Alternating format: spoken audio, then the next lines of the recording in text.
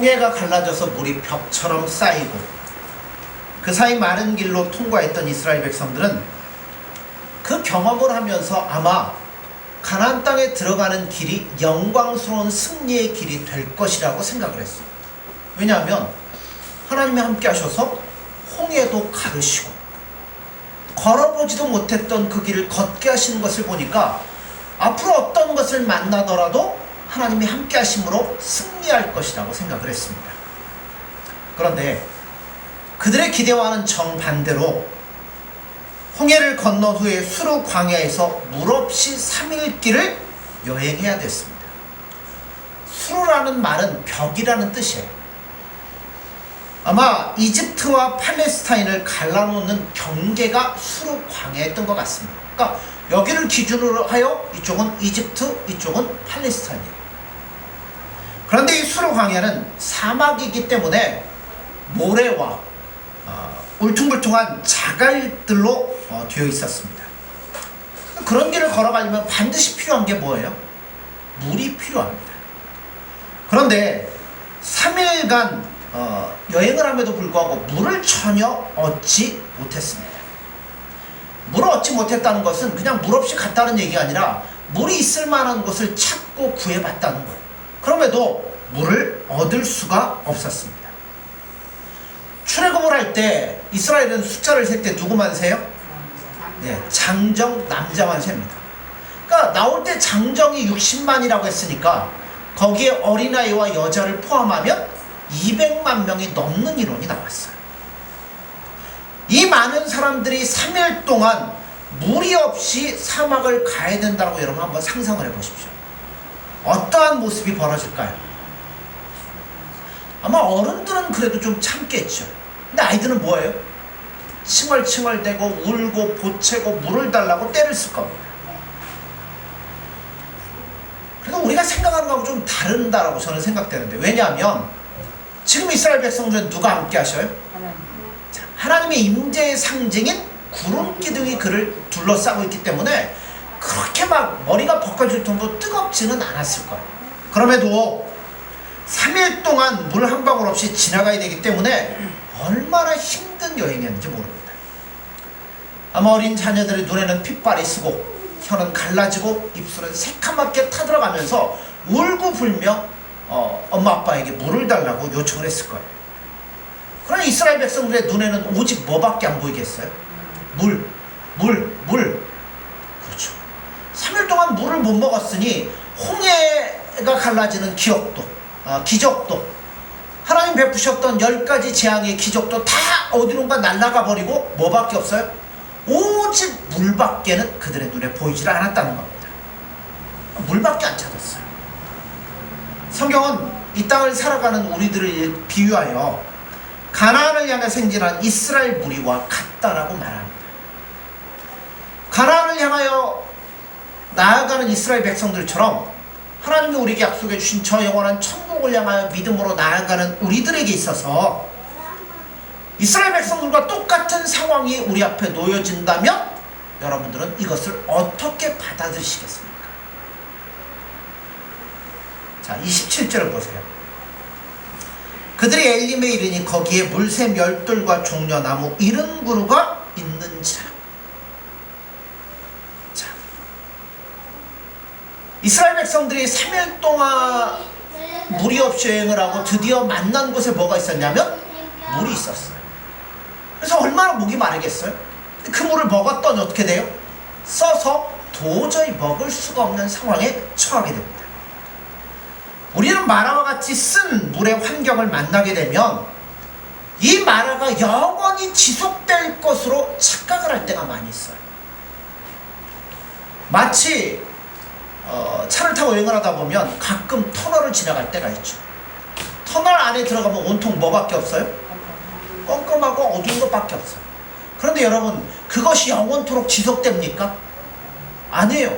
터널을 지나고 나가면 환한 빛의 세계가 우리 눈앞에 펼쳐지게 됩니다.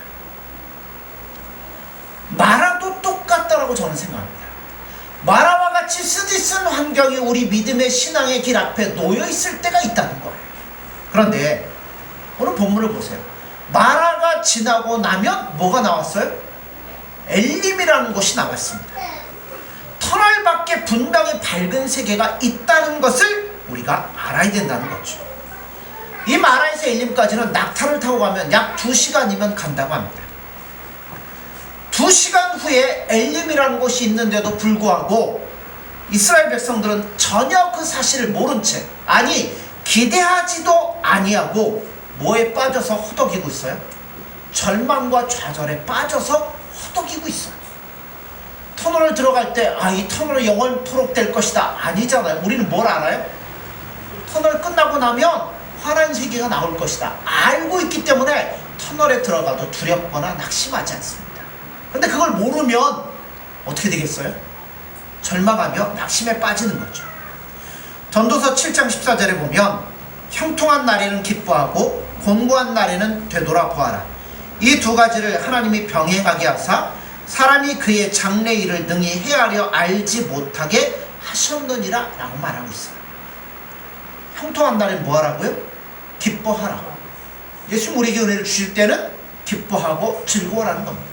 반면에 곤고한 날에는 뭐 하라고요? 되돌아보라는 겁니다. 나에게 뭐가 문제가 없는지, 내가 예수님과 관계가 어떤지를 되돌아보고 거기에서 돌이키라고 말씀합니다. 또 전도서 3장 4절에 보면 울 때가 있고 웃을 때가 있으며 슬퍼할 때가 있고 춤출 때가 있다라고 말씀하고 있습니다. 여러분, 우리가 예수님을 바라보며 믿음으로 출발할 때 우리 앞에 때로 곤고한 날을 주실 때가 있어요. 그런데 그 곤고한 날이 영원히 계속될 거라고 생각하면 뭐에 빠져요? 절망에 빠져드는 겁니다. 좌절의 늪에서 허우적거릴 수밖에 없어요. 그런데 여러분, 곤고한 날을 주신 예수님이 우리에게 뭐도 주셔요? 형통한 날, 기뻐한 날도 반드시 주신다는 겁니다. 울 때가 있으면 웃을 때가 있고, 마라의 환경이 있으면 뭣도 있어요? 엘림과 같은 것도 우리에게 주어진다는 것입니다. 우리가 이 사실을 분명히 알고 있을 때 어떤 것이 우리 앞에 놓여 있을지라도 우리는 뭐 할 수 있어요? 낙심하지 아니하며 기뻐하며 즐거워하며 나아갈 수 있다는 겁니다. 그러니까 이거를 잊지 말아야 된다는 거예요. 이 모든 것들은 누구의 손에? 예수님의 손에 있다는 거죠. 그 다음에 물이 써서 도저히 먹을 수가 없어요. 죽을 것 같아요. 그런데 마라가 엘림보다 더 낫다는 사실을 여러분 기억하셔야 된다는 거예요. 1893년 3월 26일 19세기 최고의 설교자라고 말하는 스펄전 목사님이 있습니다. 그 스펄전 목사님이 그날 설교를 했는데 그 설교의 제목이 마라가 엘림보다 낫다는 거예요. 근데 이 설교를 하기 전에 스펄전 목사님이 예배를 인도하러 이제 말을 타고 가다가 말에서 떨어져서 크게 다쳤어요. 그래서 집에서 이제 누워 있는데 친구가 찾아왔습니다. 입을 열어 스펄전 목사님에게 얘기를 해요. 목사님, 마라에 오셨군요. 마라가 얼마나 써요. 힘들잖아요. 뭐 하러 가다가요? 복음 전하러 가다가 넘어져서 이렇게 떨어져 다쳤으니 얼마나 마음이 쓰겠어요. 마라에 오셨군요. 스펄전 목사님, 예, 굉장히 씁니다. 근데 이분이 뭐라고 얘기하냐면, 목사님, 그러나 마라가 엘림보다 훨씬 낫습니다. 왜냐하면 엘림에는 물도 있고 뭐 열매도 있고 과일도 있어요. 그러니까 먹으면 그 다음에는 뭐예요? 먹고 끝이에요. 그러나 마라에는 하나님께서 율례와 법도를 주셨는데 이 율례와 법도는 영원히 계속될 것입니다. 그러니 마라가 엘림보다 훨씬 목사님 낫습니다. 목사님이 이 얘기를 듣고 마음에 감동을 받았어요.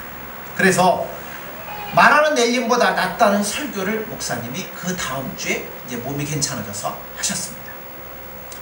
그 설교하는 내용 가운데, 오늘 본문을 통해 보더라도 마라에 대한 내용은 오늘 본문에 보면 23절에서 26절에 걸쳐 차근차근 기록되어 있는 반면에 엘림은 딱 27절 한 절밖에 기록되어 있지 않습니다. 그리고 마라에서는 하나님께서 새로운 계시를 이스라엘 백성들에게 주시는 거예요. 25절 하반절에 보면 거기서 새로운 계시를 주게 되는데, 자, 26절에 보세요. 이르시되 너희가 너희 하나님 나 여호와의 말을 들어 순종하고 내가 보기에 의를 행하며 내 계명에 귀를 기울이며 내 모든 규례를 지키면 내가 애굽 사람에게 내린 모든 질병 중 하나도 너에게 내리지 아니하리니 나는 너희를 치유하는 여호와임이라.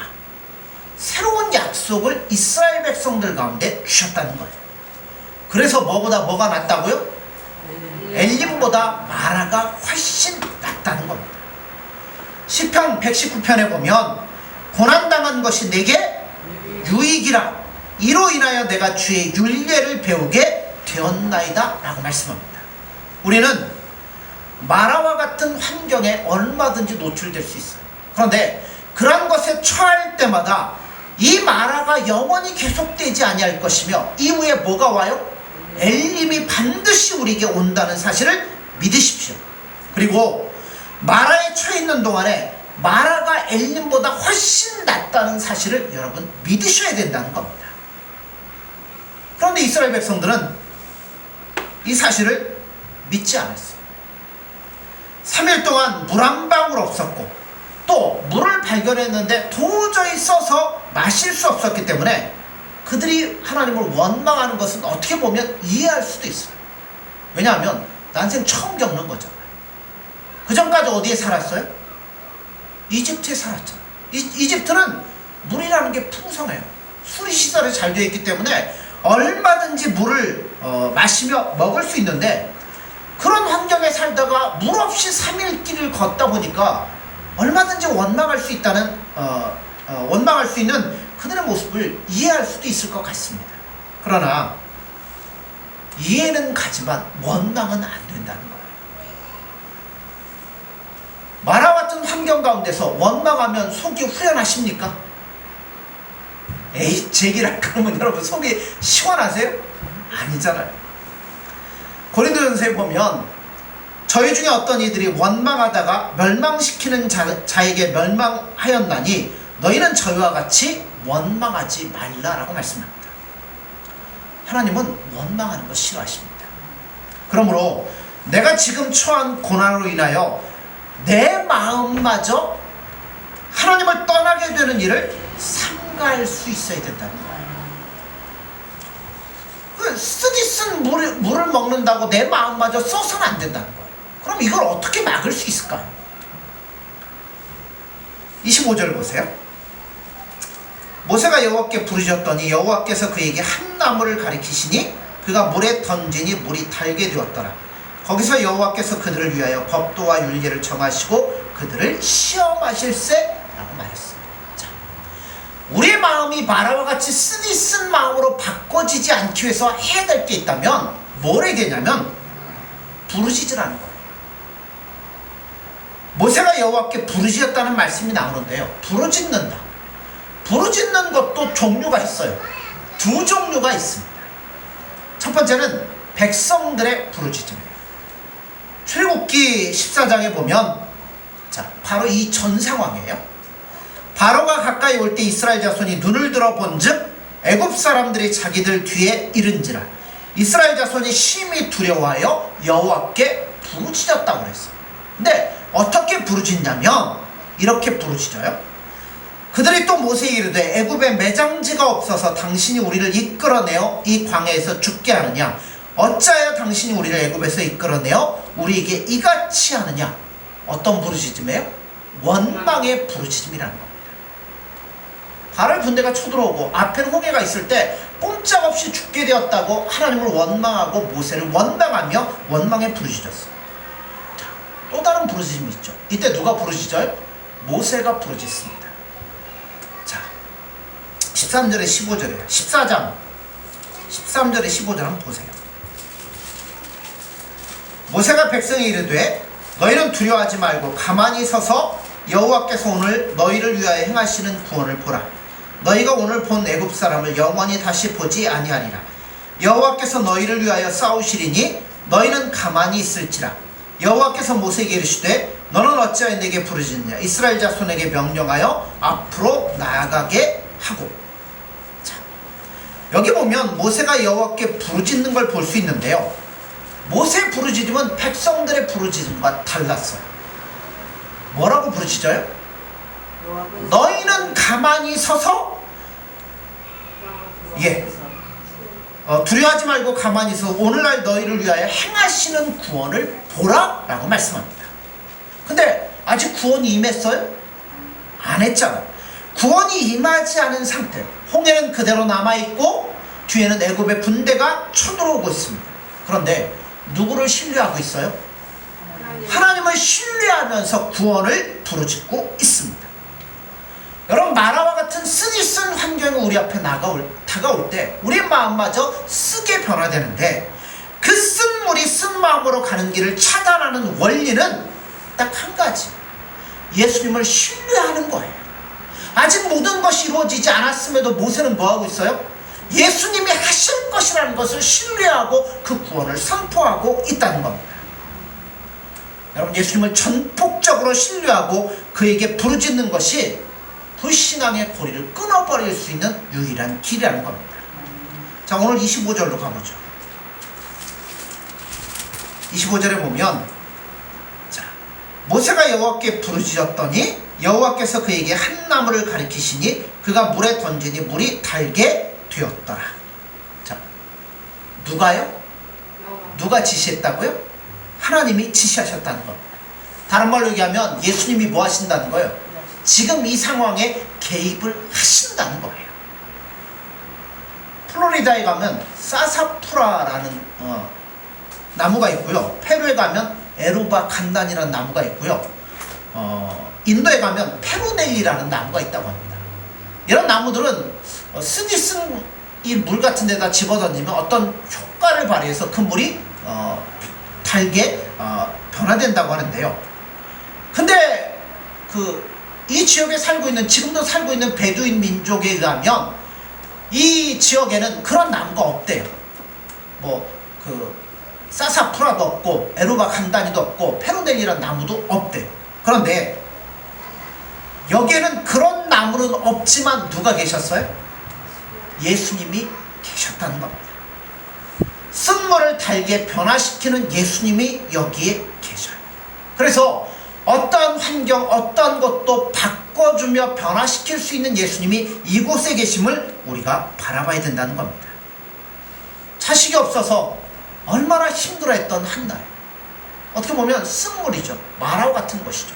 바로 그에게 사무엘을 주셔서 쓴물을 달게 만드시는 분이 예수님이라는 거죠. 역정의 원인이 혹시 죄면 예수님께서는 죄를 처리하심으로 쓴물을 단물로 바꿔주신다는 겁니다. 또한 역정이 그대로 있어도 예수님 우리 가운데 위로의 은혜를 부어주심으로 말미암아 쓴물로 가는 우리의 마음을 단물로 바꿔주신 분이 바로 예수님이라는 겁니다. 그런데 예수님이 얼마든지 처음부터 단물을 주실 수 있어요. 그런데 왜 쓴 나라와 같은 곳으로 그들을 인도했을까요? 오늘 본문에 보면 시험하셨다라고 말씀했어요. 25절 하반절에 보세요.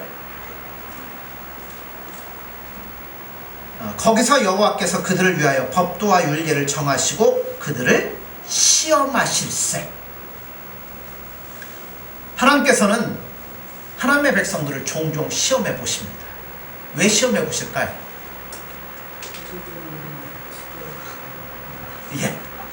자, 하나님은 믿음 없는 자를 그대로 덮어두시는 분이 아니에요.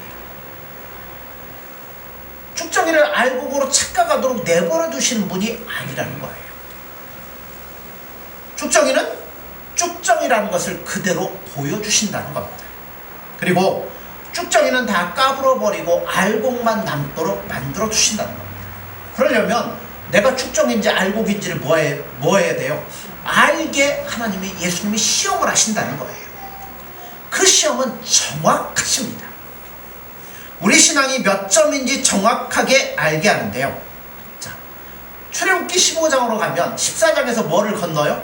홍해를 건너죠. 그리고 15장 가면 앞절에서 이스라엘 백성들이 뭐래요? 범민족적인 찬양대를 구성을 해가지고 홍해를 건너게 하셨던 하나님을 뭐예요? 찬송하며 감사와 영광을 돌려드립니다. 얼마나 신나는지 몰라요. 여러분 상상해 보세요. 우리 앞에서 홍해가 갈라졌어요. 내가 하나님의 역사하심을 직접 목격했어요. 건너오라니까 마음이 어때요? 흥분으로 가득 차. 야, 정말 하나님은 살아계셔. 그 하나님만을 나는 사랑하며 그 하나님만을 섬기며 그 하나님만을 의지하며 나아가겠습니다. 찬송을 불렀어요. 그리고 3일길을 막 가요. 가면서 나는 뭔 줄 알아요? 나는 불신앙이 전혀 없는 줄 알아. 하나님 목격했잖아. 경험했잖아. 나는 정말 믿음으로 예수님만을 바라보는 줄 알아. 그리고 룰루랄라 노래를 부르며 걸어갑니다. 그런데 하나님이 3일 만에 시험의 키를 딱 갖다 대니까 뭐예요? 전부 다 뭐예요? 자기가 신앙밖에 없고 온전한 믿음인 줄 알았더니 전부 다 뭐가 돼버린 거예요? 쭉정이고 아무것도 아니라는 것을 발견하게 된다는 겁니다. 여러분, 우리 안에 좋은 일만 가득하면요, 우리 믿음이 제대로 자라질 않아요. 가끔 말하고 같이 쓴 환경을 통해서 내가 어떠한 존재인지, 내가 뭘 붙잡고 있는지를 분명히 깨닫게 하심으로 예수님께로 돌아오도록 만드는 일들을 하신다는 겁니다. 쭉정이를 날려버리시는 거예요. 올해는 허례와 위선과 모든 교만과 이런 것들을 다 날려버리고 우리가 누구만 의지하도록요? 예수님만 의지하도록 만드신다는 겁니다. 이걸 통해서 우리가 세워지게 되는 거죠.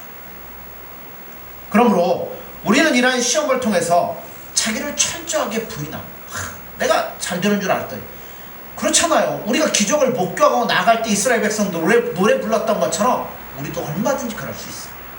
내가 고민하며 애타하고 힘들어하던 문제가 예수님의 은혜로 말미암아 딱 해결되고 날 때, 그렇지, 역시 예수님은 살아계시지, 나는 예수님 안에 온전히 살고 있지. 근데 또 어떤 문제가 닥치면 어떻게 돼요? 내가 얼마나 연약한 존재인지를 비로소 깨닫게 된다는 겁니다. 하나님은 이 훈련을 계속 시키신다. 자, 한번 깨닫고 났으면 제대로 갈 것 같죠?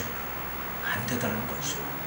광야 40년 했는데 딱 건진 사람은 누구예요?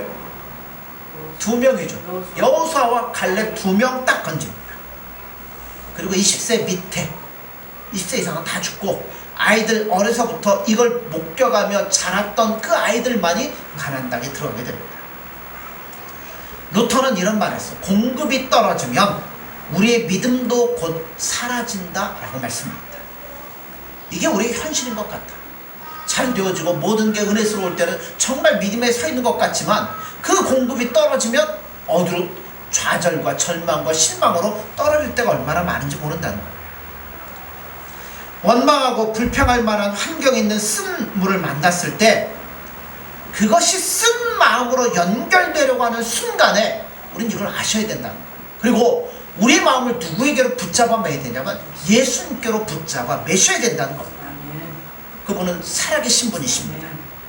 그분은 그분의 방식대로 그분의 때에 나타나실 것이기 때문에 그분을 신뢰하면서 그분의 도움을 구하고 온전히 그분을 붙잡아야만 된다는 거예요.